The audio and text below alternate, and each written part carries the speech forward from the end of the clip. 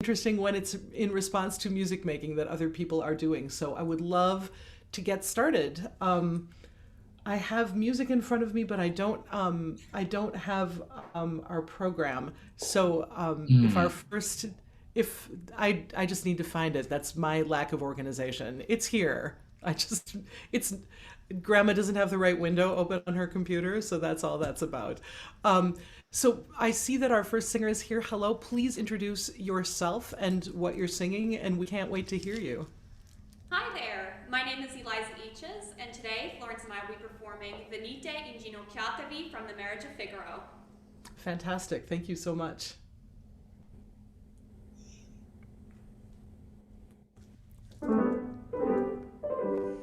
Venite inginocchiatevi,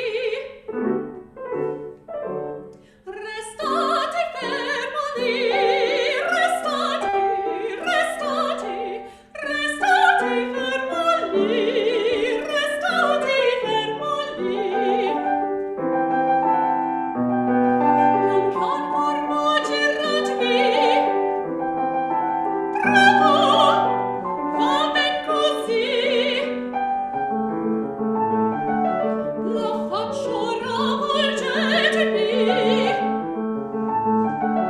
olla quegli occhi a me, olla quegli occhi a me, drittissimo, drittissimo, guardatemi, guardatemi.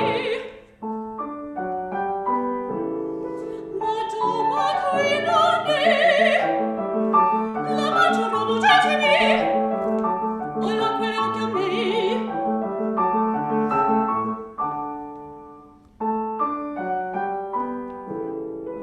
Madonna. Qui non è, Madonna qui non è, restate fermo, or piangeratemi, guardatemi, bravo, pianto quel colletto, quel ciglio un po' più basso, le mani sotto il petto, vedremo pascia in passo, quando sarete in piedi, vedremo pascia in passo, quando sarete in piedi. Mirate brigoncello, mirate quanto è bello, che forma d'aratura, che mezzo che figura, mirate brigoncello, mirate quanto è bello, che forma d'aratura, che mezzo che figura, si lavano le femmine, accerto il lor perché. Si lavano, accerto il lor perché, accerto, certo, certo, il lor perché, accerto, certo, certo, il lor perché, accerto, certo, il lor perché, accerto, certo, il lor perché, il lor perché, il lor perché. Yay! An amazingly timed earring drop at the end. I mean, not everyone can do that. Cool. All right. All right. What a pleasure it is to hear you. I want to ask everybody two questions at the beginning of this. What makes this piece a great match for you? What about the piece is great for you as a singer? Um, I identify with Susanna, excuse me, my accent came out. Because she's, um, I don't know, like the unexpected, how do I phrase it, joy, or she's really cheeky, and she's like kind of a diva, but not quite like the driving force. Vocally, I think I have warmth, and I don't know, I think that invites people in, and as she's kind of like cheeky and like stirring things up a little bit, it brings people on board. I like that. I like that. So you like her because she's daring and because she's smart. Yeah. And you think that I like what you said too about having some qualities yourself that you bring to that as well. It's really important to be able to verbalize, or to have a sense of why a piece is good for you and why you're good for a piece, especially since you're all in the stage right now where you're building your technique and you're doing a lot of information load, right? You're learning about languages, you're learning about style. So every day there's a lot that you're in process with. And so, not just to pat yourself on the back, although that's important too, it's important to know, like, what are the qualities that attracted you to the aria? What are the qualities that you bring to it? And stay in touch with those. So, I'm really glad that you could say that. Thank you for being the first test case with that. Here's the second question. What are the biggest challenges in this aria for you? I think, well, we worked the scene in the fall, and it is significantly easier when you have the Countess and Carabino on stage with you. So it's like bringing the elements of all of the action that's happening by yourself, I think, is probably the biggest challenge. Okay, okay. What are the biggest musical challenges? Um, making each time something repeats interesting. And I think that's probably the biggest one because "Concerto, certo, certo" happens like 60 times at the end. Right, right, right. I think you're doing pretty well with that, actually. Where I want to kind of dig into it a little bit is in some of the details of the language, and of the rhythm, actually. So there's a part that in your particular piano reduction, and I've seen one a lot. The piano accompaniment when you say "Mirate il briconcello" is. Do you know what in the orchestra? How is it different? Do you know? It's not legato at all. The orchestra is playing. So it is. But I think that changes the way that I think that informs the way that you'll say "Mira il briconcello." I think it needs to reflect the precision of the orchestra, right? You don't really have kind of a more washy figure in the background. It's quite precise. And the other thing that I want to say about the Italian, and this is kind of a general Italian note for most Americans, we tend to hold out the final Italian way longer than we should, and that's pretty consistent in your performance. I love your voice. I love your character. It really seems like you've lived with this aria, and you're right about everything that you bring to it. So like 100% on that. Little things that you can clean up. It's good to maybe take a step back and look at some of this precisely. Would you just sing right at "Mirate il briconcello"? Just directly there, with your pianist at that tempo, at the tempo that you want. Yeah. Go for it. Yeah. Yeah. Okay. Yeah. That's all right.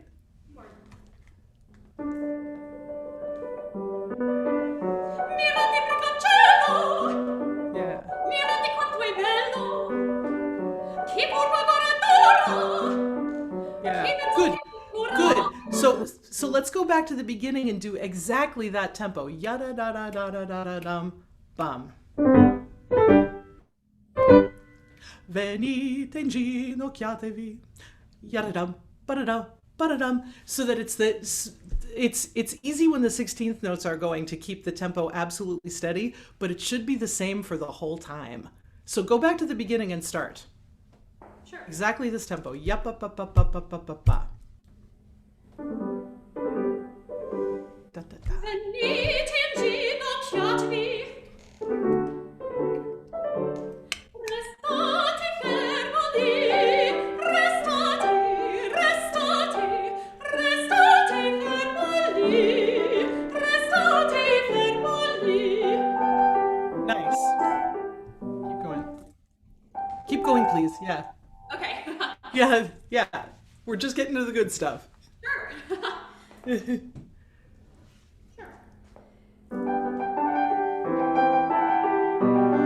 Pian piano piacerratemi. go. There's the first one. Pian piano via giratevi. Stop, right? 1/8 note. And do you roll the R in the word giratevi or no? I think it's supposed to be flipped, but I do not do a great job of that. That's okay. This is another thing that I just want to point out. Remember that your heart. I think everybody goes through this when you're learning a language for the first time. You're learning the nuts and bolts, and then when you really understand what it means, you actually take a step backwards. If the language is not very well related to your own native expressive hardwiring. So in English, we can extend any consonant we want if we want to be expressive. We can say, I love chocolate. We can say, I love chocolate, and change the expression, but not change the understandability of the word. So you want to say giratevi, right? But what you can't do is say giratevi. You know that intellectually, but everything in your linguistic hardwiring is going to tell you to lengthen that consonant, right? So expect that when you're learning a foreign language. There's the sort of elementary part, and then when you really get it, then you have to really fight your native English stuff, right? So just remember to marry yourself to the vowel instead of the consonant, and then don't hold out the final syllable. Let's do pian pian again. Great. Awesome.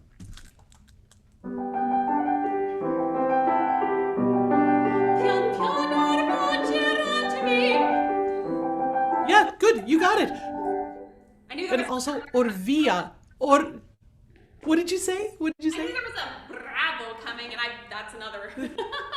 No, but this is great. So, what you just did was awesome. Start it early if you want to say bravo. Know where the a is and start the br a little bit early. Okay. Make sure you say orvia, not orvia. Orvia giratevi. Okay. Yeah, do it one more time. Great.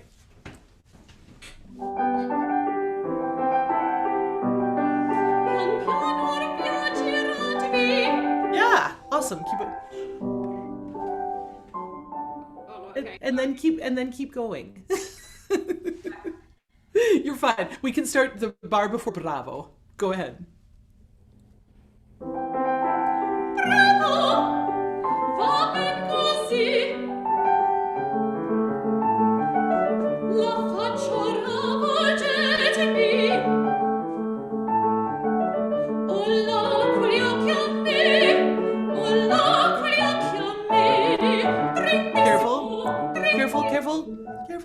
Careful. Ola quello chiame, according to the music that we have, Sure. right? Yeah. So just small, but the increased precision of what you're doing is really good. Now, why is it important to be precise? Because this is a big discussion actually, because I think we can all list things. Respect for the composer made it up, we should try to do exactly what the composer wanted, but also fidelity to the score is kind of a place that you can hide. You can always point at the music and say it says this, and then nobody can fight with you. But everything isn't found in the music, right? Everything isn't found in the printed score. So how do you make decisions about what degree of precision you should have? Tell us about some of the things that are happening in this aria. What are you doing while you're singing this aria? Primarily dressing and teaching Carabino how to be a woman. Right. And is this kind of a chill situation? Do you have a lot of time to do it? No. Yeah. So when you look at the sort of all of that stuff that Mozart's put into the orchestra, it says a lot about the busyness, but also about the sort of clock is ticking thing, right? When you get to the end of it and Susanna and the Countess are admiring Carabino, then you get then that figure starts to take over, and the whole little certo, certo. You see her get lost in this activity because it's fun, because Carabino's fun, and it's fun to be doing this, and it's kind of breaking the rules. But in the beginning, she's kind of all business. And Suzanne has been all business through the first act of Figaro too. You know, she has a lot of responsibility. So there's a little bit of a sort of machine quality, like in terms of just like busyness and getting the job done. So I would say, like, find a way to do all of your expressive stuff. There's so much character in what you do and so much like vocal sparkle. Don't feel like the precision takes away from that. Let the precision be part of her attitude in the moment. Like, okay, let's dress you. And then where do you think it maybe starts to change a little bit? Where does she start to get off task a bit, would you say? Ooh. There's no right answer to this question. I want to know what you think. Okay. I would say probably whenever she says pretend that the madam or the countess isn't here, just because that's whenever they're starting to have fun with all of it. Mm-hmm. I would say I would maybe suggest that it comes later, because I would say ignore the countess as part of you being all business. Sure. Because you're saying to them, like, no, do not play with each other. Let me put this hat on your head. But then later on, mirate il briconcello, mirate quanto è bello, che furba guardatura. I think that maybe that's a place that you can play against some of the precision in the work a little bit when you start to talk about, you know, how adorable he is, right? Sure. Right? Cool.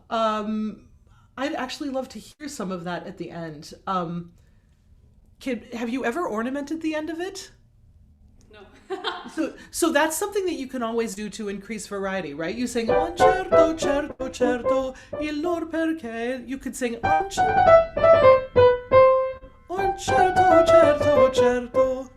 You could add something like that. Sure. Do you feel like throwing that in without having practiced it, or not so much? Not so. I can try. If you want to, if you're game for it. But whether you do that or not, let's go to Mirate il Briconcello, and see if you can start this. When you start that, start it quieter and let that crescendo grow a little bit more throughout that long phrase. Sure. So that "se lamano le femmine" is a real combination of that. Sure. So mirate il briconcello, thanks. Okay.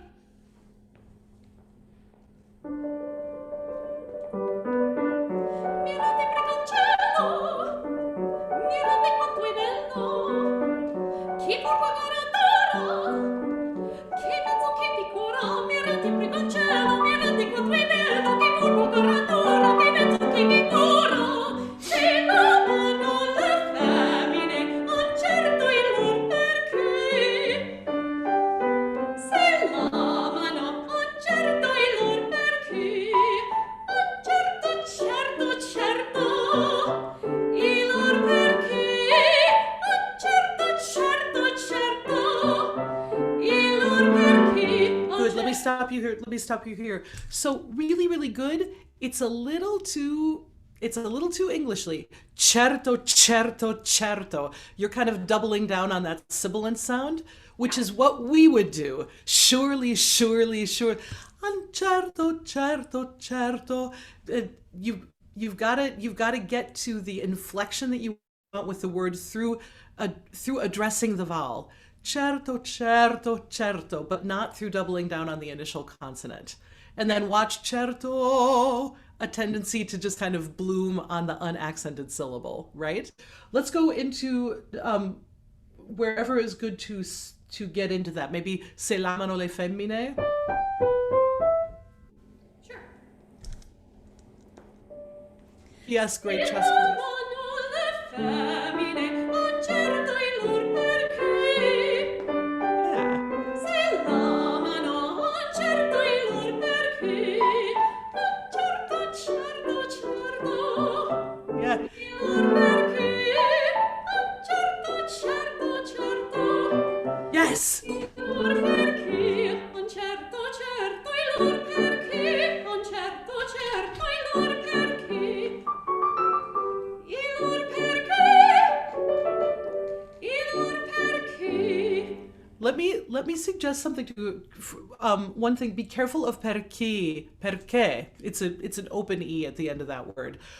Try after your try when he changes the musical figuration entirely. Allow yourself to slow down a little bit. What is it? What is it's interesting to see that he's kept this motion throughout the entire aria, and then all of a sudden at the end, I think you got a little time in there if you want to take it. Sure. You know, as this whole game kind of winds down. Do your second. Concerto, certo, certo. That was really good. Okay. Right on it. Go for it. Certo, certo, certo, il perché non certo. Good, good. Now you know where you are. Let's do Yeah, it. sorry. Yeah, you're fine. Certo, certo, certo. I'm sorry. That's okay. Is it easier to do the first one? Yeah. Okay, great. Where or you can start wherever. Doesn't matter as long as it's before the triplets. Certo, certo, certo. Ah, did you? That I want to call you on that. Certo, Yeah. certo, certo, certo, certo. Okay, one more time. Go for it. You're doing great. Certo, certo, certo, il perché. Certo, certo, certo, il perché. Non certo, certo, il perché. Non certo, certo, il perché. You can good, great, great, good. Nice, nice. Except you have my permission. You have my permission. Instruction, if you prefer. But you have my permission to. Certo, certo, certo. Il lor perché. Certo, certo, certo. Il lor perché. Certo, certo, il lor perché. Certo, certo, il lor perché. Il lor perché. You can pull it back as much as you want. And you might decide that that's not what you want to do. Totally fine, but just give it a shot. Just start right on the triplets. And you're the music director. Go for it. Concerto, certo, il perché. Concerto, certo, il perché. Il perché. Il perché. So, tell me, doing it slower at the end, what does that open up expressively? Does it open up anything new for you? Do you hate it? Do you hate the way it feels? What does it feel like to take something that you know really well and try it a different way? Talk about that. It feels good. It brings a different light to what's happening in the scene because I think it allows Susanna, excuse me, to kind of luxuriate in what she's done rather than just like, ha, there it is, you know? Right. And so like either way will be legitimate depending on how you're playing the scene, right? Sure. Yeah, so I love that you said that. A little bit of a tempo shift changes what the possibility is, right? And that's how language works, right? Little bits of tempo shifting in how we speak change our meaning as well. So I think it's good to it's good to coach things, and it's good to practice things in different tempos just to see what you discover, and also to just kind of grow your ability to be flexible with the way that you act and stuff like that. Do you have any questions? I'm getting the signal that we need to move on. But do you have any questions for me? Oh gosh. Not that I can think of off the top of my head. Okay. Thank you. Really, really beautiful job. Beautiful voice and beautiful work. And can you tell me your pianist's name too? This is Florence Mack, Dr. Florence. Hello, beautiful job. Thank you both. Big round of applause for both of you. Thank you so much.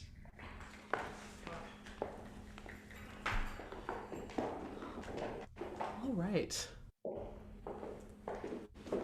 Who do we have up next? Hi, Hello. I'm Anna Cologne, and this is Jeremy Vigil, and we are going to be performing song from The Tenderland by Aaron Copland. Fantastic. Really nice to meet you both. Nice to meet Looking you. for, looking forward to hearing you.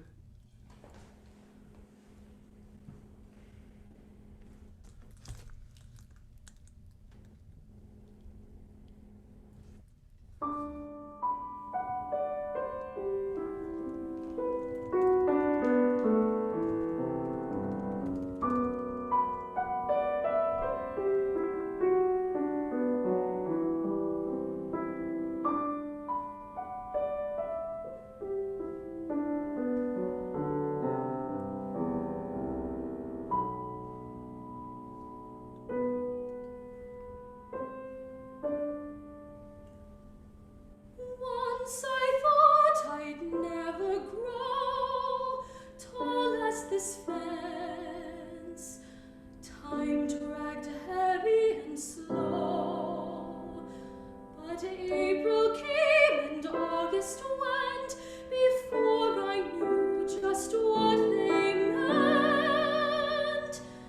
And little by little I grew, and as I grew I came to know how fast the time could go.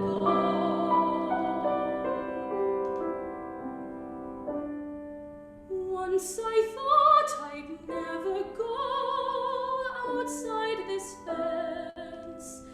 This space was plenty for me. But I walked down the road one day, and just what happened I can't say. But little by little it came to be. That line between the earth and sky came beckoning to me. Now the time has grown so short, the world has grown so wide. I'll be graduated soon. Why am I strange inside? What makes me think I'd like to try to go down all those roads beyond that line above the earth and neath the sky?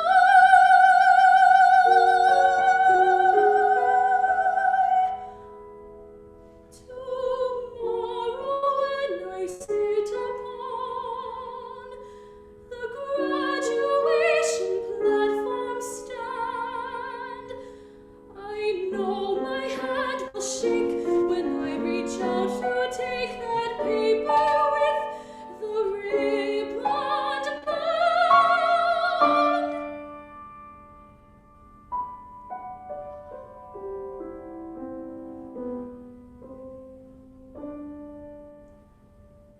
Now that all the learning's done, oh, who knows what will now begin?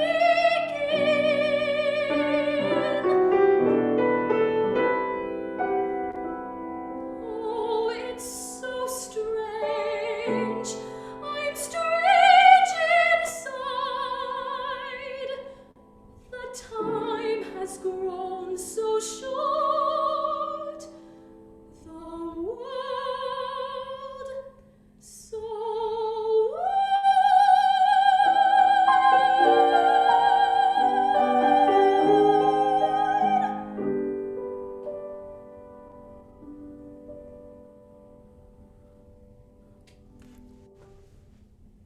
Beautiful. Thank you. Everybody applaud. Really beautiful work from both of you. Gosh, I'm loving this time with OU so much. People are so beautifully prepared and like beautiful singing all around. I have a whole bunch of things that I want to say, but let's go back to our questions. What about this aria is great for you? And what about you is great for this aria? Well, I think that this character, Lori, is like the perfect character for me because not long ago, like 3 years ago, I'm only a junior. So 3 years ago, I was graduating high school and going through all of these same emotions that she was going through. So I think that makes it really easy for me to kind of like express this piece. Mm-hmm. And I think think that since I'm a younger singer, my voice kind of like lends to the innocence of the character and that kind of thing. Hmm. What are the biggest challenges of the piece for you? Definitely that a lot of it kind of sits either in my lower range or like right in my passaggio. So that's kind of what I've been like working through right now. But I think that also kind of makes it a good challenge because I need to work on that. Absolutely, absolutely, and it's in really good shape. I have little suggestions as we go from the beginning. Um, so I like that you sing in the second section essentially. Once I thought I'd never go outside this fence in one breath. Um, I wish I would advocate for you doing that at the very start of the aria as well. Once I thought I'd never grow tall as this. Sorry. Sorry? I said I usually do that, but I did not take a good enough breath and that, Well, listen. Like if you need to breathe, like breathing is always a good idea for sure. But I totally agree with that. I think the longer phrase is nice at the beginning if you set yourself up right. okay. Um, so let's do that. But first, I want to go just a couple measures after that. Um,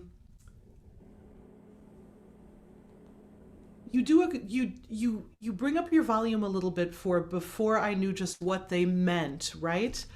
Try doing the next triplets and little by little, not quite so fast, so that you can keep your volume a little bit more. And because he asks for a decrescendo from the B to the F sharp, right? And what happens is not only is this relatively low, not just for you, for every soprano. It's relatively low, and if you move really quickly through the triplets, you can't really maximize your volume. If you go a little bit slower, you can make a little more sound on each of them, and then we'll get a little bit more out of that decrescendo. Okay. Does that make sense? Yes. Let's try that. This is fun. This is like us, polishing the silver. Let's go from but April came and August went. Okay, great. But April came and August went before I knew just what they meant. And little by little it came to be. This is little by little I grew. Oh, okay, sorry. That's okay. Let's do the same thing because I think the two phrases are important to have together. But April came. But April came and August went before I knew just what they meant. And little by little I grew. Good. Try taking those triplets another step slower.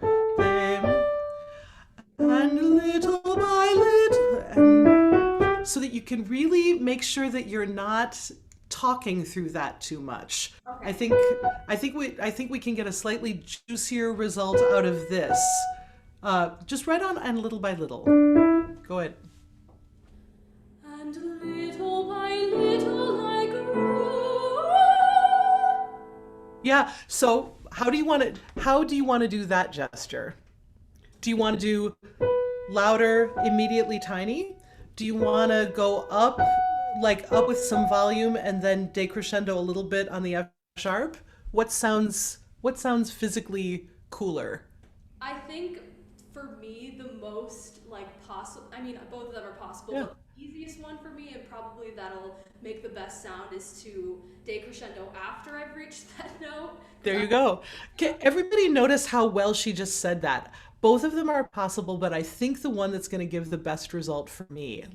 Guess what? That gets to be a legitimate part of your decision-making process. So what Aaron Copland has written in the score is a decrescendo to piano on the F sharp. But that's really challenging to do. And again, not just for you, not just because you're young or anything like that, to go up into the passaggio tiny, that's tough. So it's a really good, I think the gesture though is a gesture that gets a little bit vulnerable at the end, right? So I love your plan. Let's do that plan. Let's just do Let's do the vowel itself. So on oo, go from B to F sharp and then decrescendo F sharp a little bit. Do that.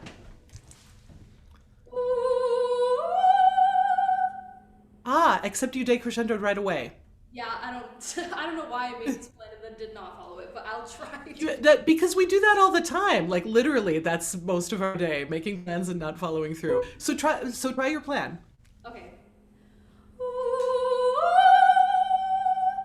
Good. So you don't have to turn down the volume so fast. Okay. Make it a more gradual gesture and not so big. Remember, every piano, the letter P almost never means as quietly as you can sing. Like almost never. It just needs to be a little bit of a change of color. It's a small gesture. Go for it. Nice. I still think that that's a pretty dramatic cutaway. I think everybody would agree with me. It feels kind of like, ah, instead of, dia. Hang out long enough that you can make a very slight change. Okay. Let me, do it with me conducting you. Here we go. Here's the B.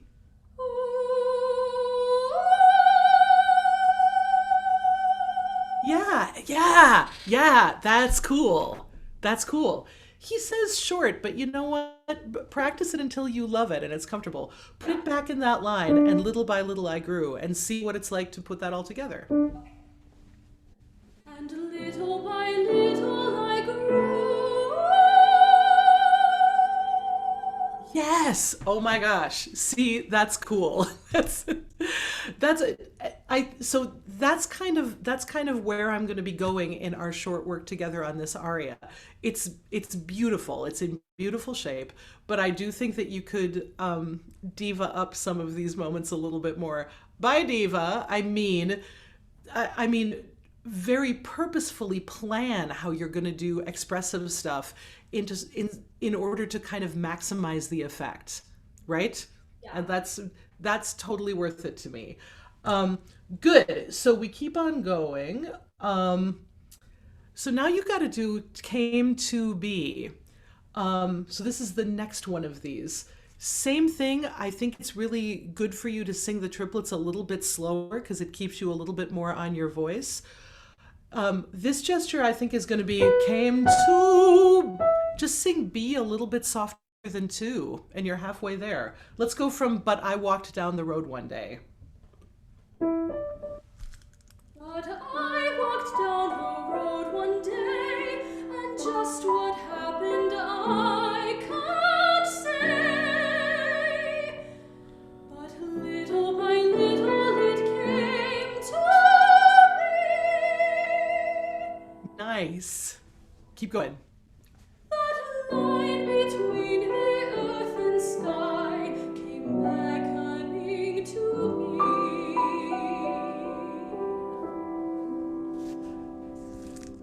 Keep on going. Sorry. Now the time has grown so short, the world has grown so wide. I'll be graduated soon. Why am I strange inside? Great. Sometimes I think composers write things that sometimes we're very literal about following their directions. So Copland's retard is on the word strange, right? I think that as if I was saying this with the same instructions to go faster and then to retard, I'll be graduated soon.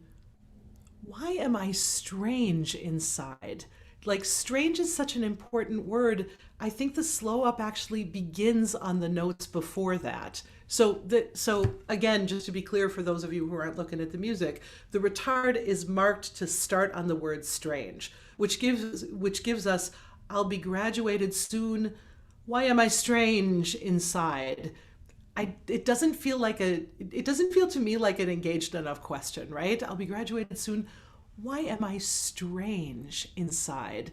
It's a small difference, but an appreciable one. And so here's where you have a choice to make, right? And this is the kind of thing that you do with teachers and coaches.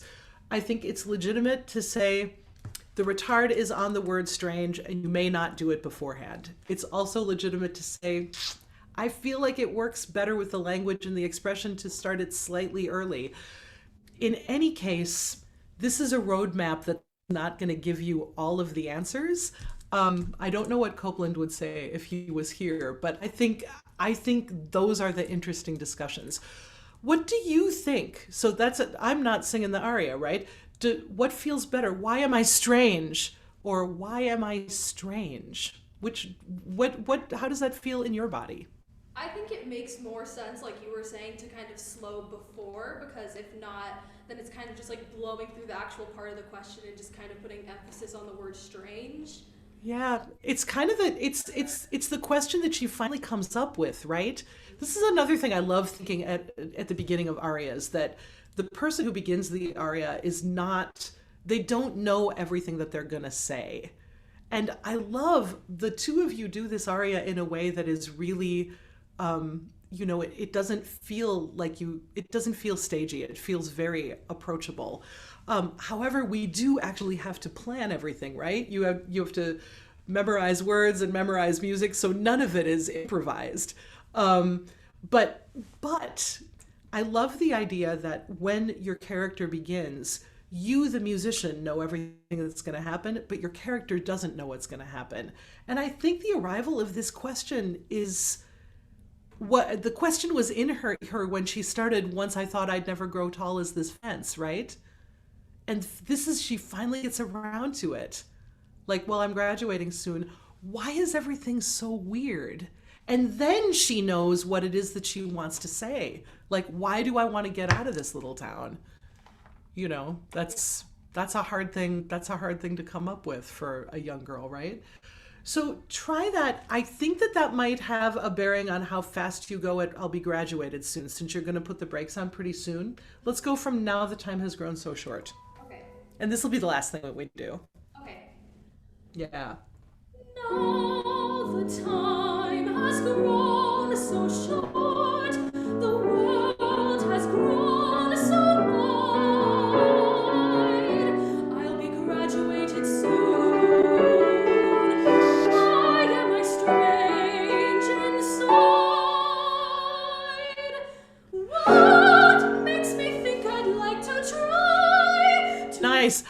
So did you notice that the bigger gesture in that line really opened your possibilities for what makes me think I'd like to try? Kind of anything was possible at that moment, right? I want to do one more thing, which is the very last four notes. The world's so wide. When you get up at the top of the staff, not only do you have to modify vowels, but you also have to modify voiced consonants, right? So don't try to do duh up there. It's really too high. Move D in the direction of its unvoiced neighbor T. You don't want to actually say the world's so white. That's not what you want to say. But you do want to be very gentle with that D and not really voice it. Try that once. Just do the time has grown so short. The time has grown so short, the world so wide.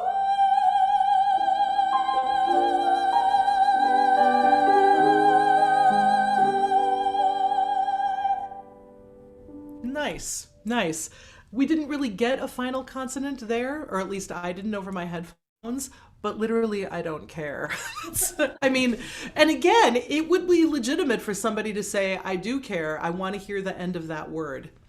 I think once a composer puts you up over normal speaking range, the rules begin to change, but also the meaning of the notes themselves begins to change, right? She's just talked about wanting to fly out into the world, and this is literally what her last note does. So if we don't get wide at the end to sort of tell us what the diction is, I'm not sure that we've lost anything. That beautiful, like, floaty note going out into space is kind of really what everything's about, right? Yeah. Yeah.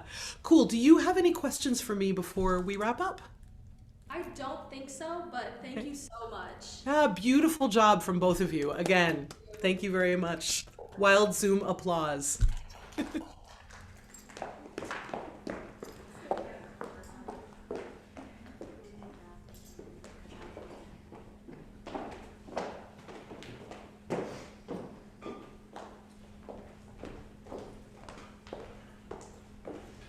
Hello. Hi. I am Spencer Crawford, and today Florence and I will be performing Ach ich fühl's from Die Zauberflöte. Fantastic. Thank you.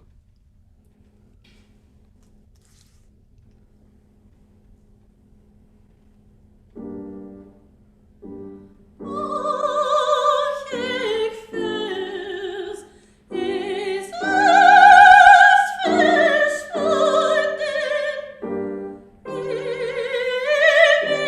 hin, der Liebe Glück. Ewig hin, der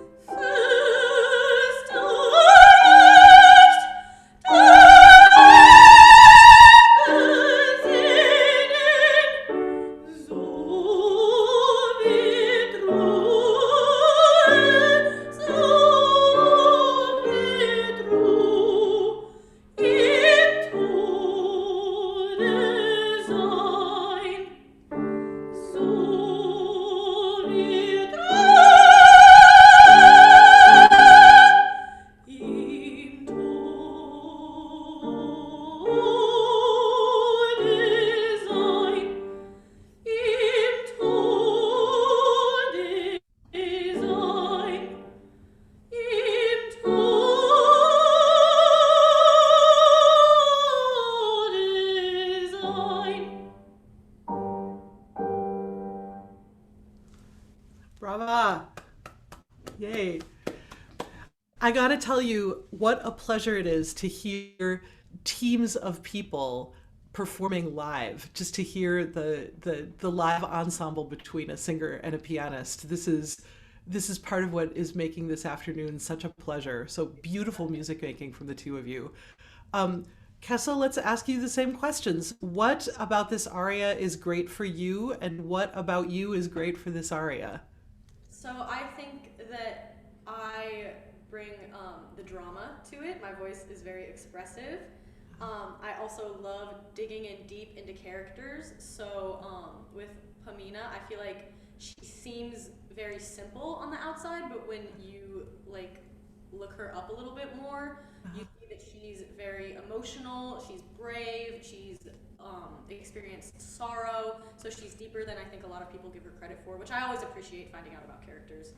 I love that. I love that. And I love the engagement and the curiosity that's contained in what you just said. What are the biggest challenges of this aria? This famously easy aria. Super easy. Everyone thinks so. No. Huge lie. Sometimes I have difficulty connecting to it emotionally. Mm-hmm. And then also just keeping the spin on the runs for me is sometimes a struggle as well. Okay, cool. Let's go back and deal with some of that. So, scariest introduction in the world, right? You're like, oh my God, what? So what does, again, Mozart is not Wagner yet, right? It's not literally a psychological approach to the orchestra because the orchestra is still in development at the time that Mozart is writing. But what does that say to you? Mentioned connecting to the aria emotionally. What does this say to you?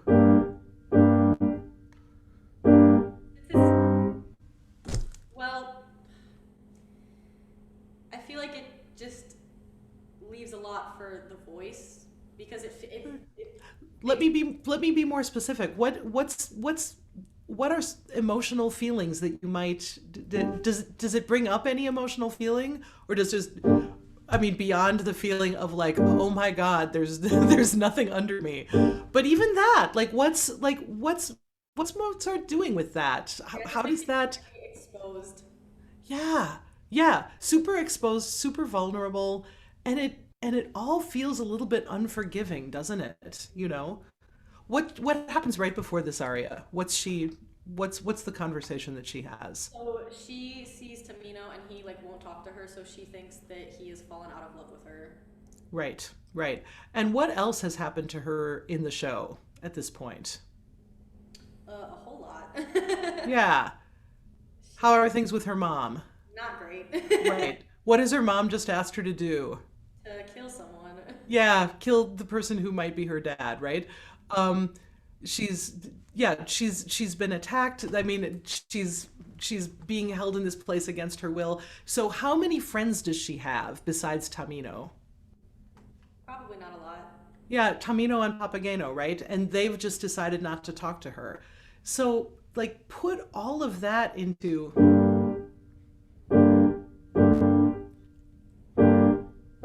like she ends up saying at the end of this aria, I'm going to find peace in death, but kind of like all the doors are closed. It's like closing doors everywhere, right?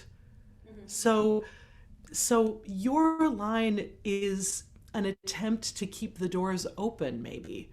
I think one of the things that's challenging about this aria is that first ah can feel like because the accompaniment is constantly saying stop, stop, stop, but you're going over the top of that.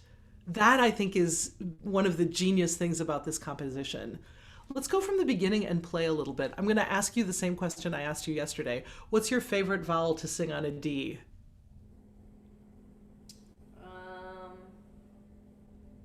Probably ah. Really? Really? Okay, cool. That's good because it's your first vowel in the aria. So let's go from the beginning again, and I'll like put my hands up to stop you occasionally. Go for it.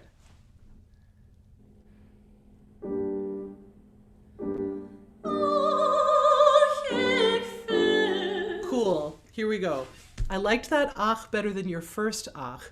You can make that preparation even longer. From the beginning, you hear that first chord. Not only start preparing your breath, but literally breathe that vowel in so that you're not making it as you sing it. Have it prepared before you sing it. And then, would you sing for me once just all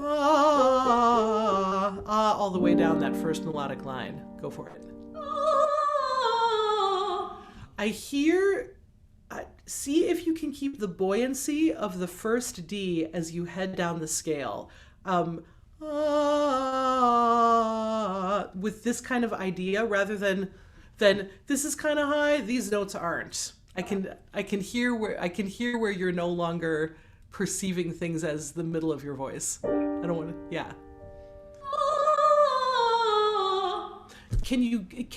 can you go with a little bit more like connection between every single note? Really? Yeah, yeah. That's increasing the quality of your listening. Okay? Do that one more time. Everybody listen to how that changed. It was gorgeous. Careful. That's a little that was not as good, right?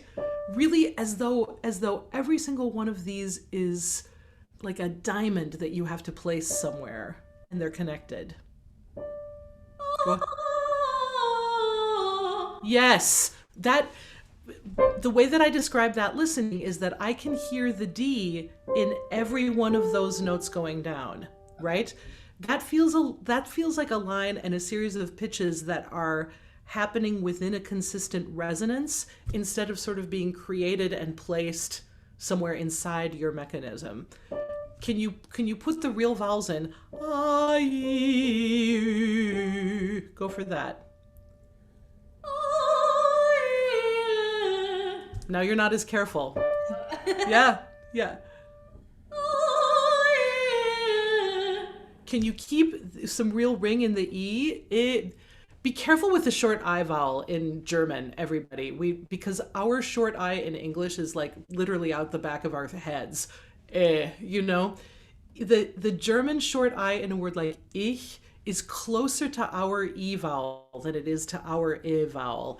So I would say sing ach ich fühl's. Really sing E, it's fine. Go for it. But slow. Yeah, that's better. That's better. With that same idea of carrying the ah down. Now they feel a little more like they're related. Now say the words, but with that same care.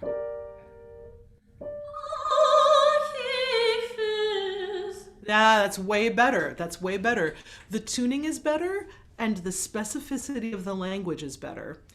I think that this is always people are always kind of crossing this line back and forth, right? Of just like technical work that is not super connected to like expression or feeling, and then expression and feeling to see where the technical work is, right? So I think sometimes be careful if one of the things that you really want to emphasize is like drama, character, truthfulness, accessibility, like all of those are like, I know that those are your values because we worked yesterday too, and they're very important to you and should be preserved. Like I would never change those. But sometimes it can cause physicality to be like not quite singery enough. Because again, this goes to the idea of planning. When you plan every sound, it can start to feel kind of emotionally not as honest, right? I totally get it, but keep on going on both sides of that line so that you're really like super singery and super cultivated in every sound that you're making. And that's not working against like accessibility of drama. It is in the service of that. It just might not feel that way when you're practicing. Does that make sense? Cool. So that's great. That was amazing work on that, and you can continue it. I just want to try something. Es ist verschwunden. Sing that fun line for us now. Go for it. Es ist verschwunden. So when you open up that E vowel, what vowel are you thinking? Okay, that's cool. Just kind of opening it up. Try actually substituting an umlaut U. Es ist verschwunden. Try that. Some people love this, some people don't, so I just want to try it. Go for it. Es ist verschwunden. What do you think? I liked it better. Yeah, it's often that take that as kind of a. Some people like to think of it as modification. Some people will call it vowel substitution. Some people don't like using those words at all, and it's more just kind of they talk about making it kind of domey. But I think since the mixed vowels have the real vowels living inside them, like U is an E vowel just with an U wrapped around it. Those can be, if you want a sort of protected sound or like a little bit of a more finessey sound up at the top of the staff, that kind of treatment of it can end up feeling like you have a little bit more control, right? Yeah. Let's talk about, like, Pamina's in a terrible situation, right? Like, it's not good. But I also think that you might get somewhere by bringing a little bit of light into it. And I'd like to try that directly at the Nimmer kommt ihr von der Stunden section. Can you start right there? And can you actually sing the entire thing with some lightness of heart and with a smile? Okay. Yeah. Just Nimmer kommt.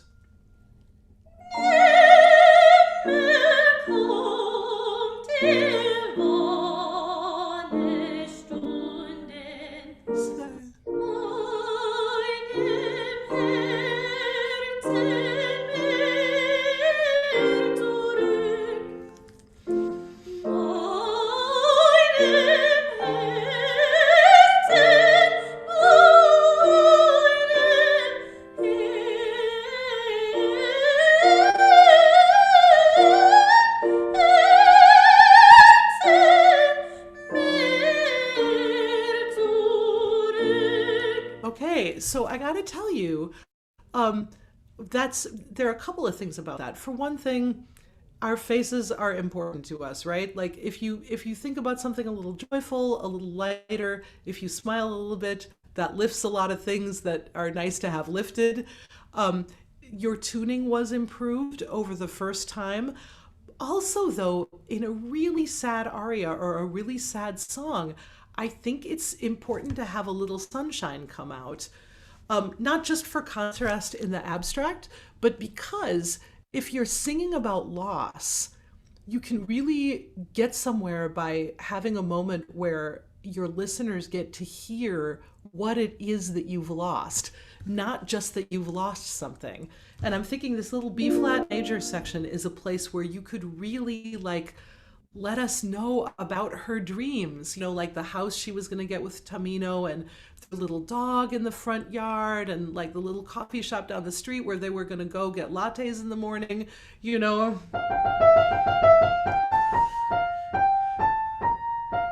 going to have brunch.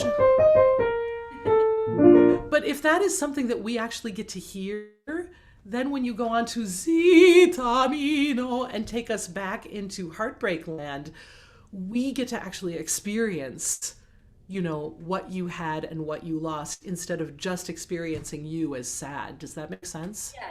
Yeah. Don't hesitate to bring in emotions that are way far away from the core emotion of your text or your music or even your character's situation. You get a bigger, more vibrant, more compelling picture that way. Good work on a tough aria. Do you have any questions before we move on? I don't think so, but thank you very Okay. much. Great job, both of you. Thank you so much. Zoom clapping. Who's next?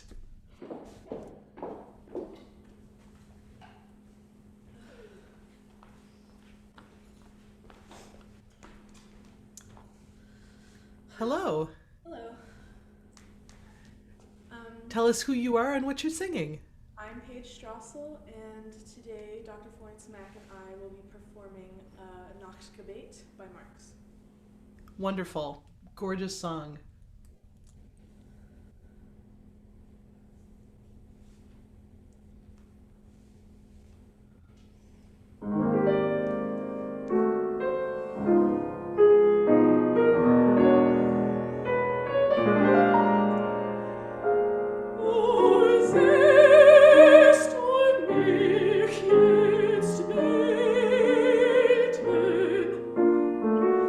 Zu deinen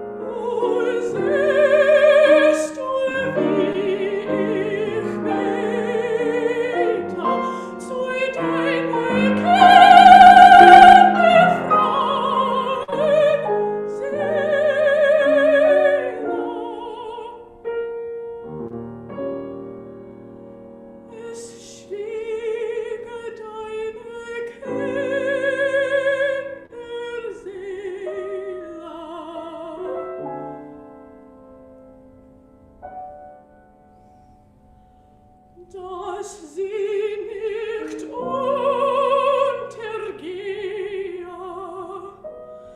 in meine Liebe.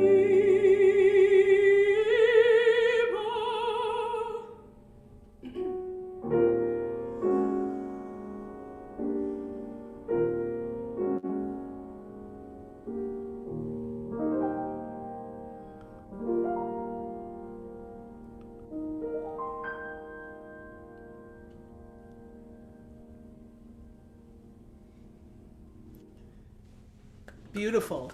Just beautiful. Gosh, what a lovely voice you have, and how perfect it is for this piece. So tell me, uh, I'm not going to skip over the questions. Tell me about what about this piece is great for you, and what about you is great for this piece?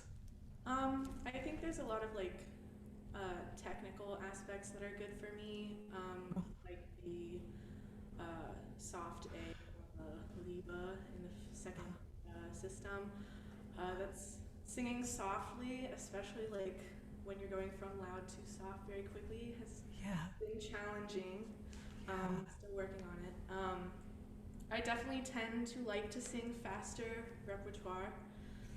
So I think it's good to slow down and really dig in. Yeah. And Yeah. I love that. You're so right. Like here's what I want everybody to hear from what she said. Like repertoire will really teach you how to sing it, you know? I mean, it's which is kind of a different way and like a more compelling way, I think, of looking at repertoire rather than just saying this is technically challenging for me, but like to say this piece this piece is going to demand this of me.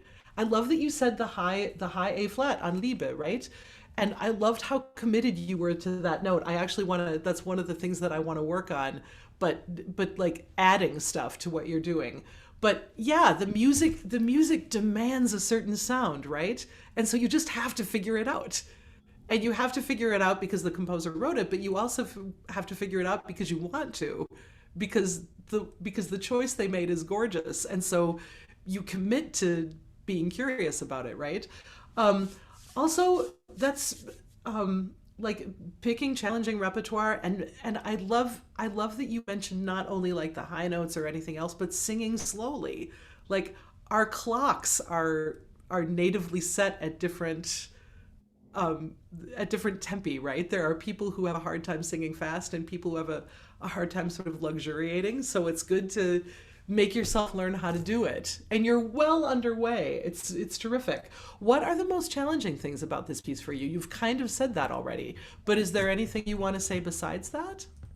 um, I'd say the poetry. I've definitely never been great at analyzing poetry, but I think that I have a hard time of expressing myself in general. So I think even in performing, like what I want to get across is always probably not what comes across. You know what? I think that that is so universal. I mean, I think I see some people like nodding their heads right now. This is we all have to rely on outside information to start to learn about how we come across. And most musicians have, there's all of this stuff in them. And then you find out that on the outside, it kind of, you think you're drawn with a box of 64, and people are like, I see 8 colors. Um, but fortunately, here's the good news about this. The language that this poem is in is a language that is very much connected to your own. And so there's a lot of expressive hardwiring that you have that is going to work really, really well in German. You don't have to work against that.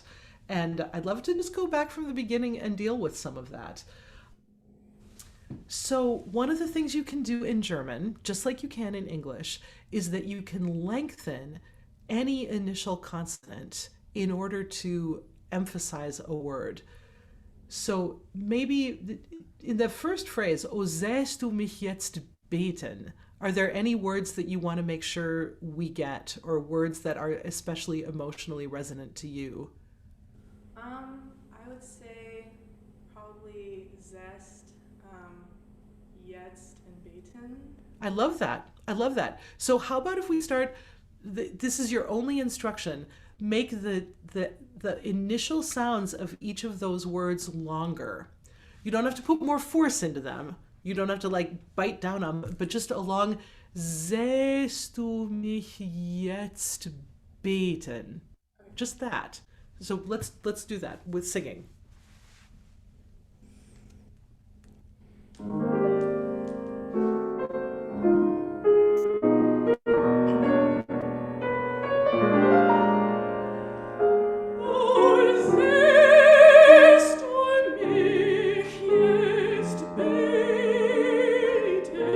Okay, cool. So that was a difference.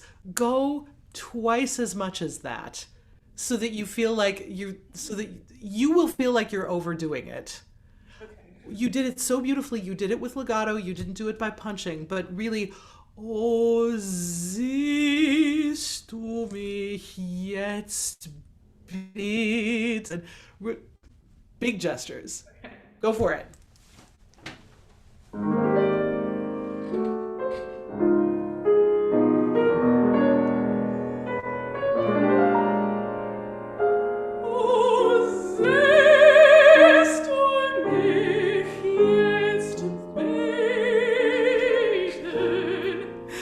Yes, I mean, like, that's glorious. That's glorious. It's beautiful. And here's the magic of it. Like, you're connected to this poem. You know what it means, but this kind of language work focuses your attention, but also and your singing, frankly. But it also focuses our attention, whether we understand the words or not, because we know how language works. That was already emotionally like way more intense and way more specific, even if we don't know what your words mean. Does that make sense? Yeah. It's just cool. Okay, next phrase. Zu deinen heilig tiefen Augen. What do those words mean? To your blessed holy eyes. Yeah, your highly deep eyes, right? So what words get special initial consonants here? Probably deinen and tiefen. I love tiefen, yeah. Let's so decide that you're doing that. Zu deinen heiligen tiefen. So how do you do long consonant sounds on unvoiced consonants, especially like tiefen? Just wet it a little bit and blow a little air through it. It's not too high for you to do that. Right on zu deinen. Great. Zu deinen heilig tiefen Augen. Nice.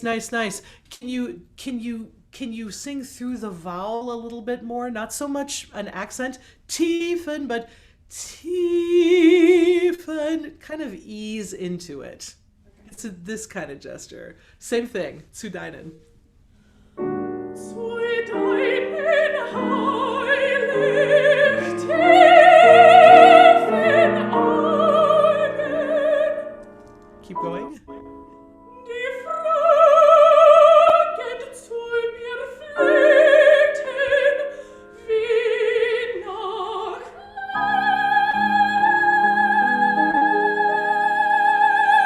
Leib.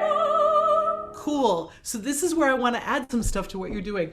We didn't even talk about fragend and fleten, but you did them, right? Take this idea and run with it. It's so gorgeous, and it makes your German so gorgeous. So, couple of things about Liebe.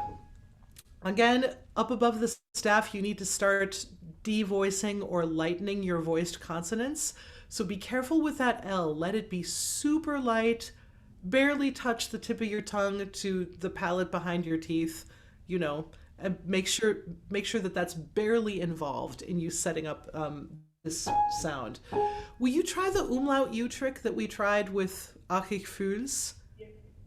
Try singing it. You don't have to try to do this super piano. Sing ah, so go up with an umlaut U. Just an ah, U.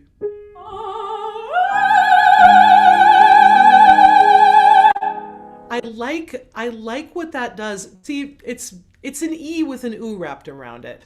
I started to feel very confident about this when I saw middle German poetry from the Middle Ages, where they regularly rhyme U and E, also Ö and A. So there you go, language nerd moment. Um, Now, once you get up there, just because it's piano doesn't mean that you have to stay at the same dynamic all the time. Let's plan this. Let's plan go up quietly, do a slight crescendo and a slight decrescendo. I might indicate to you just so you have like a partner in crime. But it's never going to get loud. It's never going to be like Barbara Streisand. But like let it have a little bit of a life so you're not just kind of on the tightrope up there, right? Let's do Wie nach Liebe. Wie nach Liebe.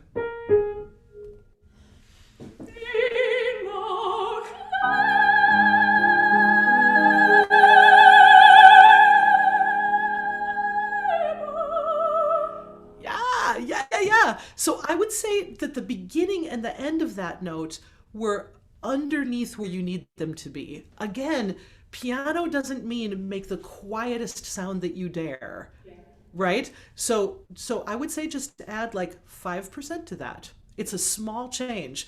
It still is going to feel like vulnerable and amazing because even the top of your crescendo didn't feel like jazz hands. It still felt like that. Do it one more time. Wie nach Liebe.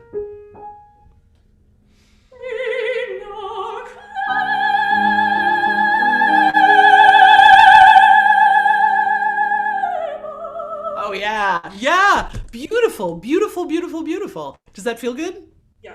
Sweet. I love that. Then we're gonna have Du schlössest deine tiefen Augen. So again, a long SH, a long T. Let's keep on going. And then just please finish out the song. Just keep on going and apply some of these principles as you go and see what you get. Okay? Awesome. So from the bar before Du schlössest. Yeah.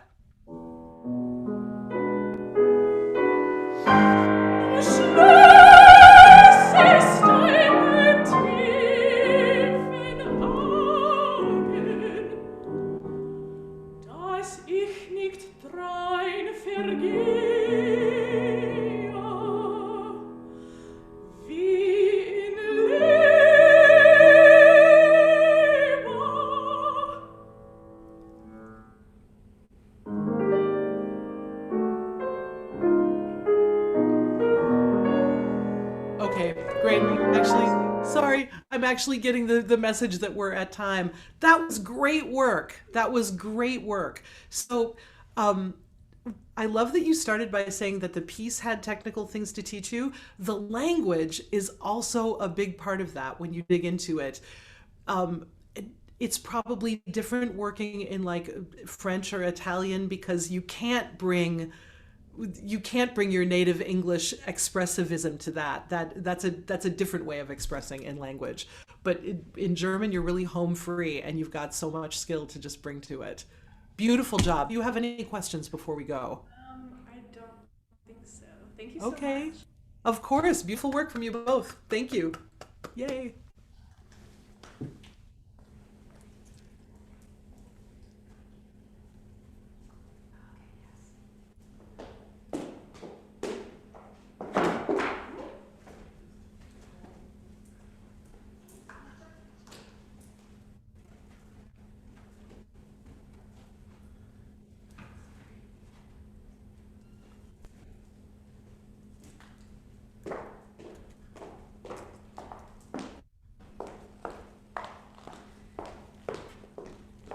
Hello. Tell My me your name is name. Nana. Oh, sorry. No, go ahead. My name is Nana Jenkins, and I'll be singing for you I Too by Margaret Bonds with Florence Mack. Fantastic. Thank you so much. Let's go for it.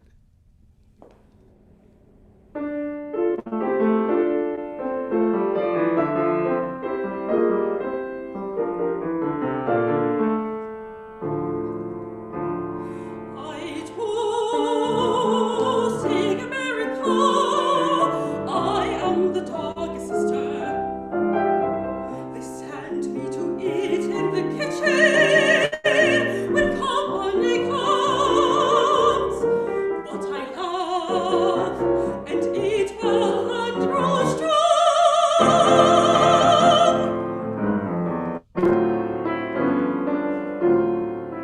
Tomorrow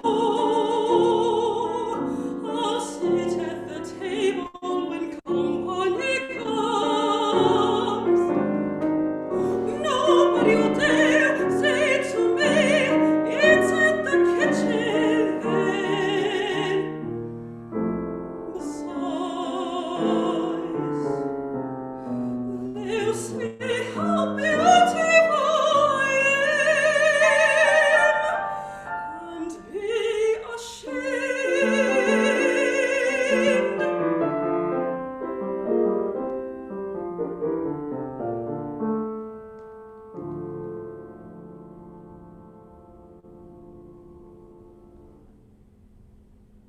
Gorgeous. Gorgeous. Oh man. Beautiful. So here are my questions for you. What about this piece is great for you, and what do you have that is great for this piece? Okay, so I feel like there's three perspectives for this. How I look at this song is as an African American in society. Another perspective is an African American woman and colorism in America. And then there's the underdog and knowing one's self-worth. Yeah, I love that. I love that. What are the challenges of the piece for you? I think for me it's like phrasing and trying to make sure like dynamics and kind of make sure it's not just the same and Right, right. yeah. I feel like I hear and see, especially in your face, your intention. You know the poem so well. I feel like your ideas come before you say them. It makes it feel very much like you're talking to me. Just vocally, I wish you had a little bit more time. I would love to try it from the beginning if you're game, taking the edge off the tempo. Because I wonder what would happen if you had just a little bit more time to get into your voice. Okay. Are you up for that? Is that okay? Yeah. Great, sweet. I'm thinking like.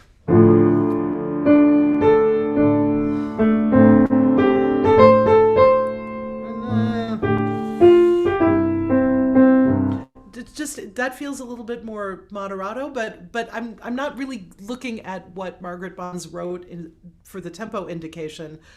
I just it feels also in the piano writing that it might want that grounding. Let's experiment and see what we find out.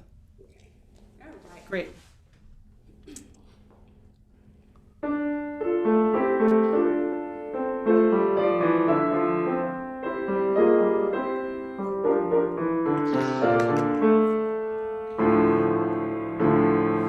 I too sing America. I am the dark sister. Send me to eat in the kitchen when company comes. Like great. Stop a second. I'm attracted to this. What does it feel like to you? I feel like it's a build. I kind of feel it too. Like it's a little build. Yeah. Say that again? I feel like it's a build. Like Yeah. something roaring inside, kind of like a little bit. Yeah, I like the idea. I like the idea of it. It feels less casual to me, you know? Not that I don't mean that you were singing it casually. I just mean the tempo itself. Here's a fascinating thing. Like change tempo a little bit and the impact of a piece changes a lot, right? It's not a matter of can or can't do it. Like I got every single word that you sang the first time and every single intention, but just the music itself feels a little bit more like I too, Right. you know? It's not about right or wrong. It's just like, there's an impression that I have. I am interested to know whether you can sing longer phrases. Yes. Would you try I Too Sing America with no breath? And then will you try They Send Me to Eat in the Kitchen When Company Comes with no breath? Just give it a shot. See what happens. Thank you.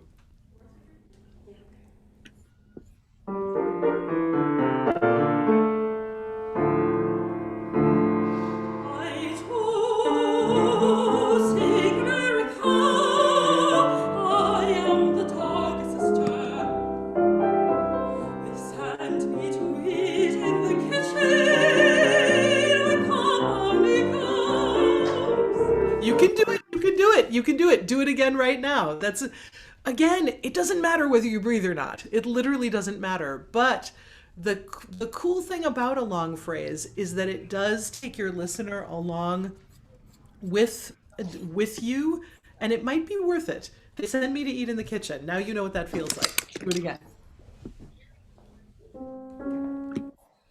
They sent me to eat in the kitchen when company comes. Keep going. What I love and eat well and grow strong.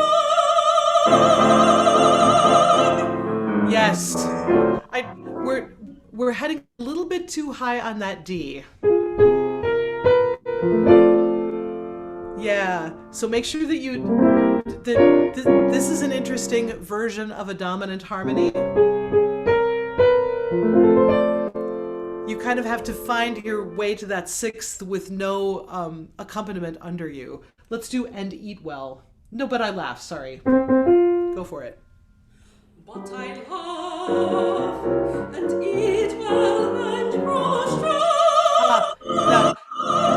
Great. The B natural is too high. Eat well and grow strong.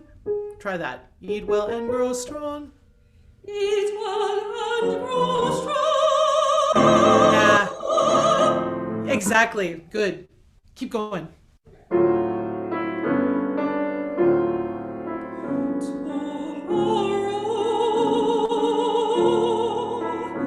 I'll sit at the table when company comes.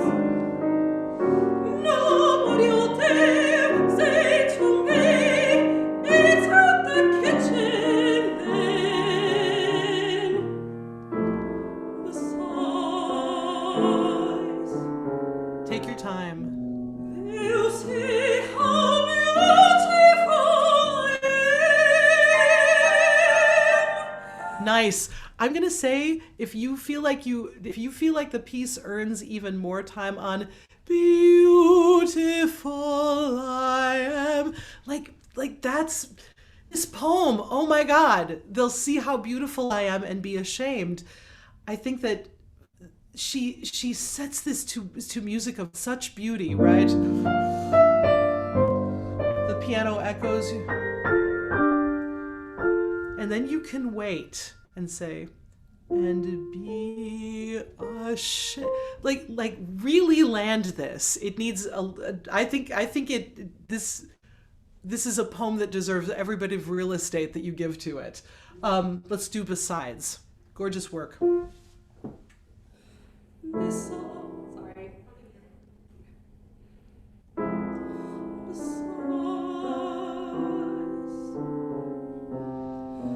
They'll see how beautiful I Good. am.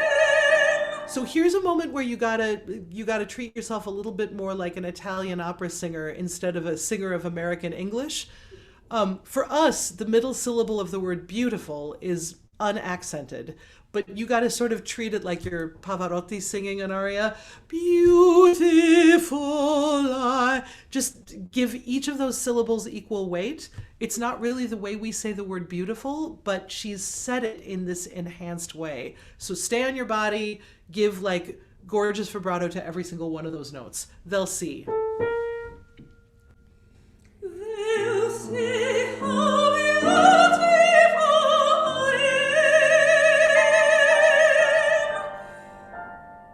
am. And be I'm gonna say, don't say and until the piano has cleared her chord. Like let that silence be there for a second. Silence is amazing. Would you mind doing They'll See How Beautiful one more time? Because it was gorgeous. Go for it. they'll see how beautiful I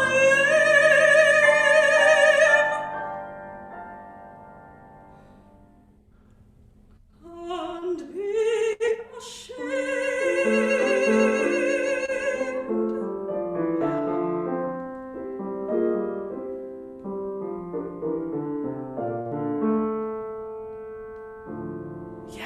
Yeah. I feel like the piano postlude bears out this feeling that there can actually be a lot of time around the end of this poem, because the way that Margaret Bond sets it, it's not an ending like they'll see how beautiful I am and be ashamed. So there. It's they'll see how she really ends like this. It's very in here, you know? You'll if you but I think you set that up beautifully. It's great. It's great. What questions do you have? Well, none that I can think of right now, but thank you so much. Oh my gosh, really beautiful work from both of you. Thank you so much. Beautiful song. Yay.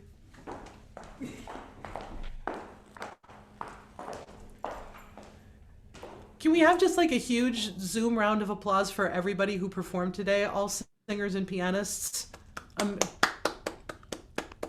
Gorgeous, gorgeous work. Well, thank you so much for this, and I know we're going to do a question and answer session with you now. And we had talked about maybe you kind of talking to us about your kind of how you've come through the ranks of everything into where you are now in your career, and we'd love to just kind of hear that from you, and kind of and then we'll maybe get some questions after that. The Kathy Kelly story. Oh my God.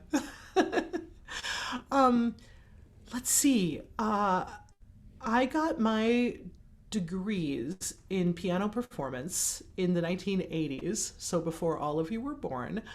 Um, I knew that I wanted to be a musician, but I didn't know specifically what career path I was going to take. I grew up in a family of really avid amateur musicians, people who sang in church choirs and did community theater and stuff like that in a small town in Minnesota.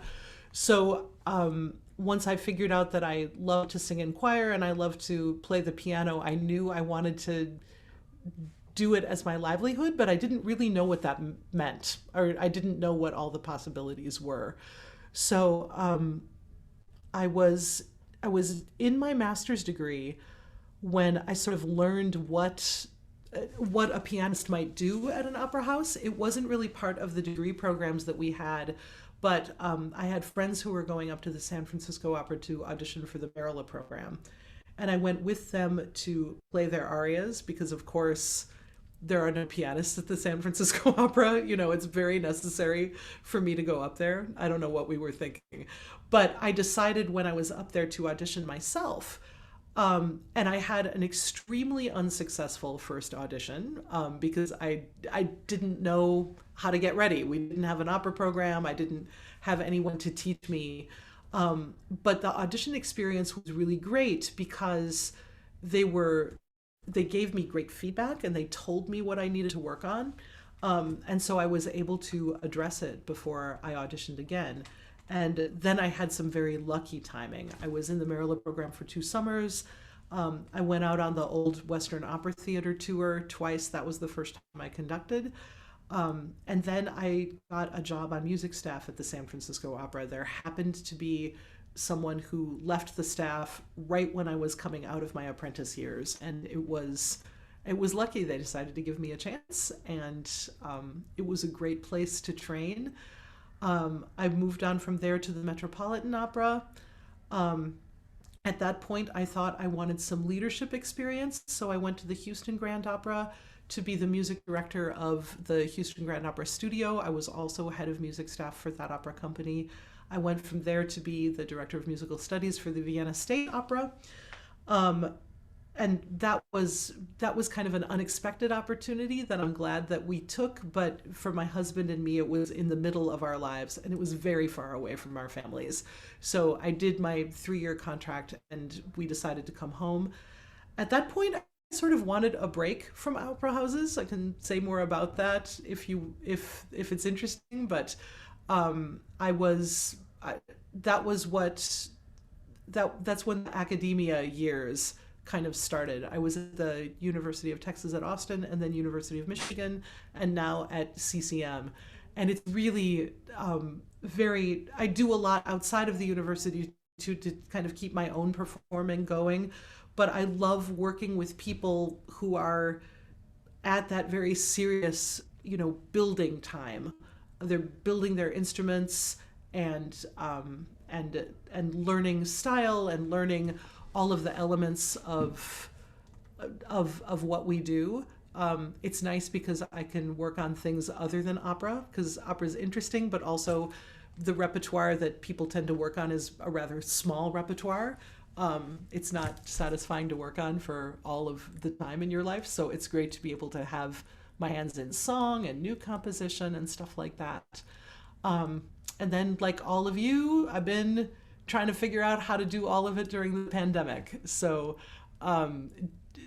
dealing with online teaching and online masterclasses and some online performance or virtual performance and creation of stuff designed to be performed in the virtual space, which is all pretty interesting. So I would say that life has been surprising and continues to be surprising.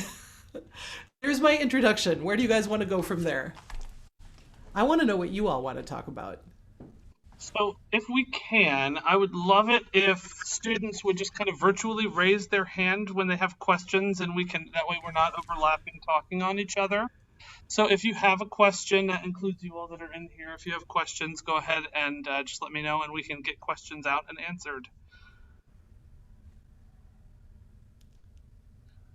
I will ask a question if that's okay, if you don't mind. I would love to hear a little bit about your time as a prompter at the Met and what that was like for you. Does everybody even know what a prompter is?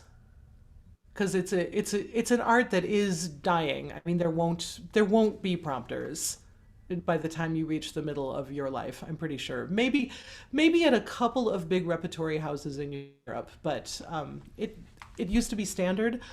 I feel really lucky that I got a chance to do this at a couple of my houses at San Francisco and at the Metropolitan Opera. Prompter is one of the music staff. They're always also coaches. They're pianists. They're often also in training as conductors, and they're the people that sit in that little box that you've probably seen in the center of the stage, giving cues, sometimes text, whatever kind of help is needed by people on stage. When I was doing it, I used to have people who weren't in the theater say things like, why can't people just learn their parts? Or it must be so frustrating to deal with people who don't know their parts. And that's not what prompting is at all. In rehearsal, a prompter, and put this all in context of being in a big opera house where there's a bunch of repertoire happening. At the Met when I was at the Met, we did 28 shows every year. In Vienna, we did 52 separate shows every year, which is a lot. So you have people in the chorus and people who are singing secondary parts who are keeping between 2 and 8 pieces in their head all the time. So mistakes are going to happen, and having somebody who can help you get back up on the horse after you've made a mistake is nice. When people are rehearsing and putting, as you all know, when you can memorize music and in your first staging rehearsal you make all kinds of mistakes that you've never made because you're taking in new information. A prompter can be someone who helps you get back on track very quickly. It's basically taking the cueing, the specific text and musical cueing of the conductor and offloading it to a secondary conductor so that there are kind of 2 people doing that troubleshooting.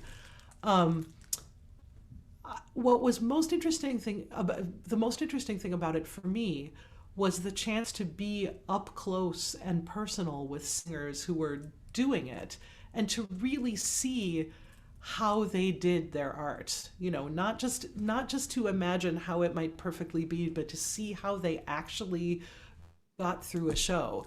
Like in a big Strauss or Wagnerian opera where the orchestra is so big, to see how many times people actually breathe, to see the many things on stage that can break someone's concentration. I think of a baritone in Australia who never needed a prompter. He never looked at me for a cue. He never forgot anything.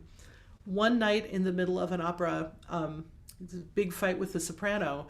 She she had been on her knees. She tried to stand up and stepped on her own dress and started to fall forward right at the beginning of his verse of the duet.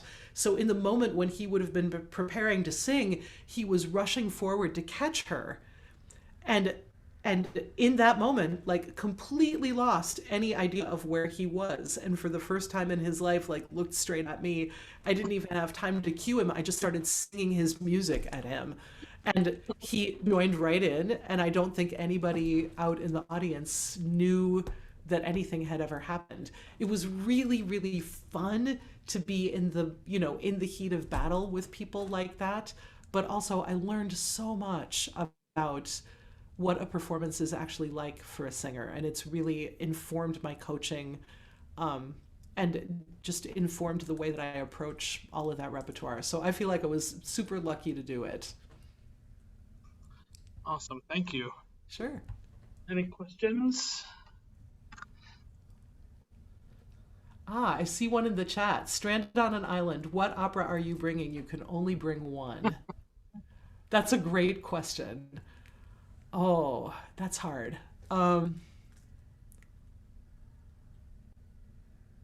If I can only bring one, I'm going to bring Die Walküre, the second of the Ring cycle, because so much of it is so perfect and just like gorgeous. The Ride of the Valkyries, that'll be my aerobics class every day on the island. The first act is, every emotion in the entire world. Kessa, we love Wagner. Yes, we do. Yes, we do. Complicated person. I have a question, if I could ask it. Sure. Hello. It was so great to see you working with all of these students today. It gave me a lot to think about, and I'm sure others as well.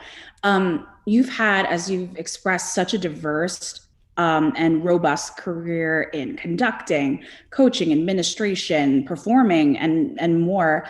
And I know we talked yesterday a little bit about the conceptions and even sometimes misconceptions that students can get about the performing world.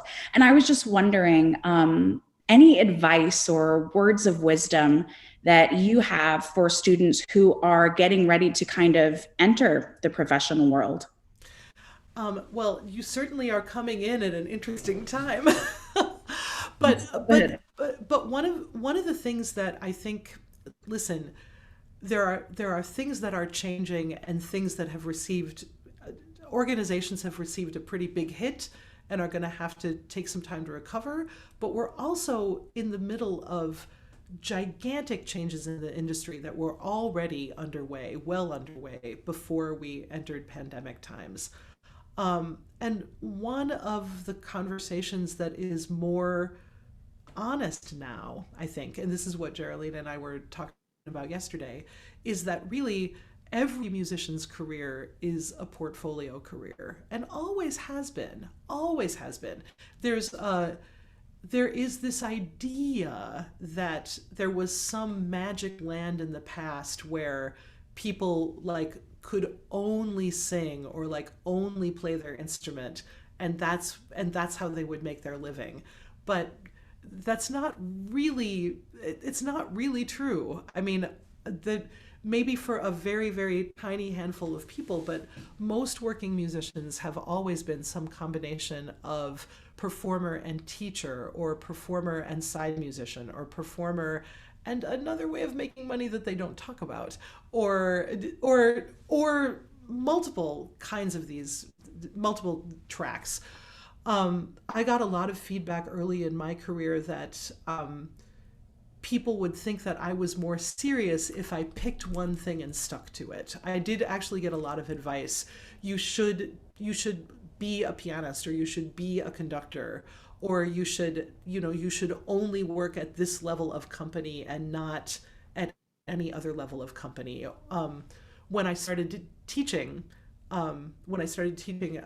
in the University of Texas, I had multiple people ask me if I had stopped conducting or if I had stopped playing the piano. When I published my first opera libretto adaptation, people asked me if I had quit teaching. So, so I do think that we're kind of a label-loving culture, and there's also this idea that if you have increasing success, you're going to do like a smaller and smaller amount of something in a more specialized way. There are people who choose to do that, and that's totally cool. But I think most of us are into doing more than one thing, and it's useful for you because the other thing about your career is that it's surprising. It's just that's I said that earlier, and that's the salient part of my story is that every single one of my career steps has been a surprise to me. And I've always been glad that I was ready in more than one way for it. Awesome. Thank you very much. Sure. Can you hear me back here? Can you hear me back here? Hello, yes. Hey again, I have a question now. Hi. I was wondering, how do you balance everything when you're juggling multiple hats within, but also the balance of your career in other areas like personal or like friends or yourself, and then just like what I call me times, self care and things like that, mental self care and whatnot. How do you balance those things? That's a great question. I feel like I am not an expert at that. It's something that I'm learning relatively late in my life. I think for different people, balance looks maybe a little bit different, and that's one of the things that you discern as you're putting the possibility of your life together, right? That's as you're I mean, education goes on throughout your life. I mean, we'll all practice every day until we don't want to practice anymore. But in the part of your life that you're in now, where like education is at the forefront, part of what you're doing is building your skill level to the point where you can have some choices about what you want to do. But you'll find out a lot in those first couple of jobs. You might find out like, wow, this having multiple careers and having to do a lot of self-determined practice time and everything, that actually doesn't make me happy. Absent a structure, this kind of drives me nuts, and I would like to find one main job, or I would like to not travel, or I would like things like that, things that mean balance for some people very seriously. I really want to have a family. I really want to live in the same city with some friends and see them a lot. You might not necessarily know how that works for you until you get into a position where you don't have it. Other people love like running all over the place all the time. I was definitely one of those people for a long time.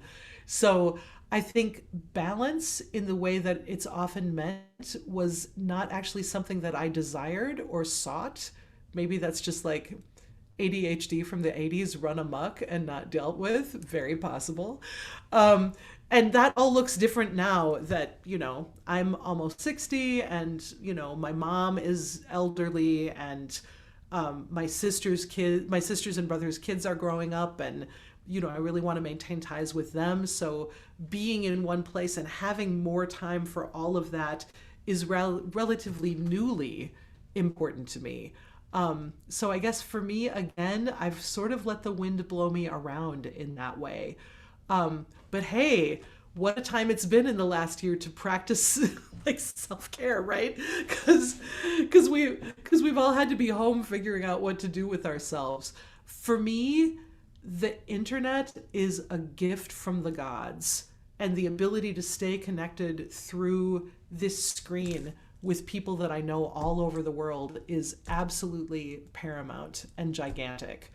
Other than that, I'm kind of weirdly a loner, like on the other side of loving to do stuff with people, and I do a lot of solitary things. I like to cook, I like to watch movies, I like to go on walks. Super, super not interesting. Thank you. Sure.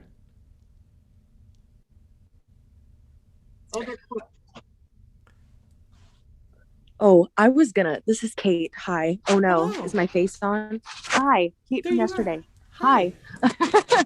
I was gonna say walks aren't boring. Walks are great. I was like, walking, is a fun thing to do, but also that I just really appreciated everything you had to say and share throughout this whole masterclass. It was very, very insightful, and it definitely gave me ideas of what to improve on with my own singing and the way I approach music and those questions to like answer them for myself each time I approach a piece because I never really thought of that before.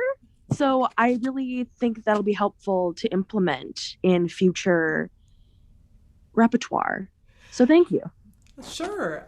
It was something that occurred to me like a while ago, and I don't think it didn't just occur to me, but it's something that I've talked about a lot with a lot of people.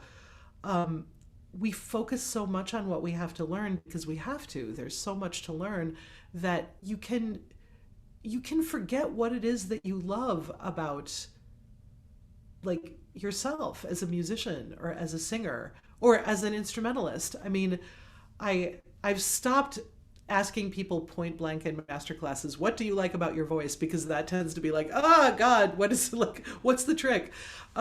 But often I find in coachings when I ask people that they can't answer me right away. Or they begin to answer the question, and what they end up telling me is all the stuff that they're working on. It's but like consider if that is a difficult thing for you to answer, and I think you just have to know as an artist what if I can't say what I like about my own piano playing, that's that's a little bit of a red flag. I should figure that out so that I'm not just coming from a standpoint of like maybe someday it can be good enough. Like make sure you're connected to what it is that you're offering because that's important. That was a beautiful thing about today is that people were really able to verbalize so well what it is that they're offering and what it is that connects them to their music, and that's a sign of something really healthy, I think. Thank you. Thank you, Kate. Other questions? Just one more. Just one more. Um, how do you know or feel? How do you know when to take liberties with certain kinds of songs and not like in a respectful manner? It's a that's a great question, right? And that's such a big topic.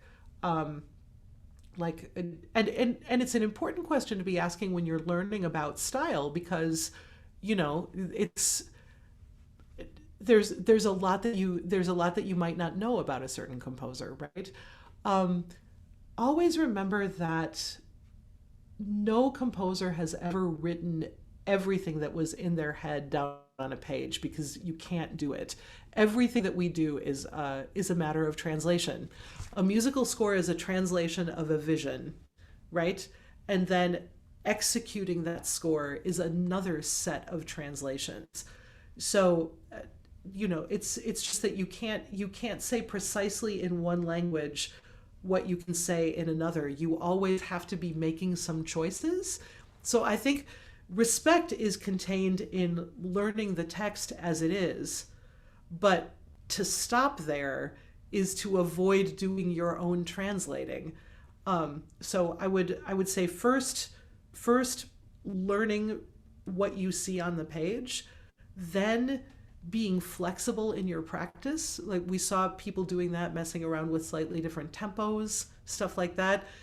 And doing that in a curious way to find what your own reactions might be, and then to start making choices about what you like, and then to be informed about different stylistic information that you have, knowing that rubato is one thing in the 19th century and not even a word that they used in the 18th century, right?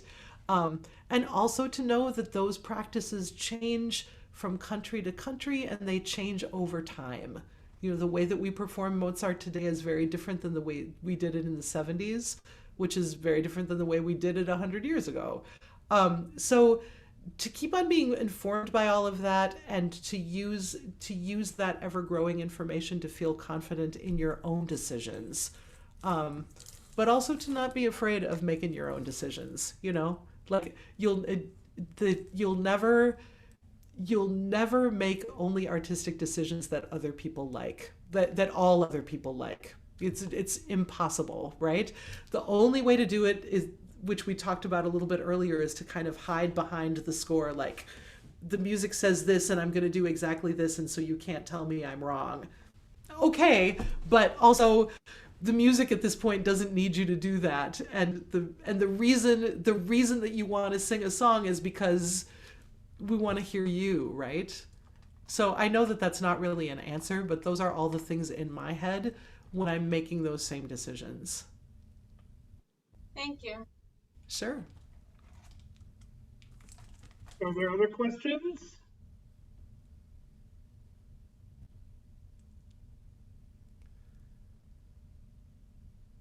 Video silence.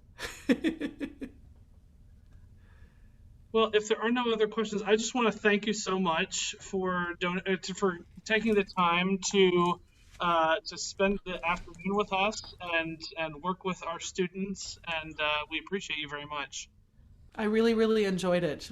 You're a fantastic community, and I thank you for welcoming me and playing around for a couple of days.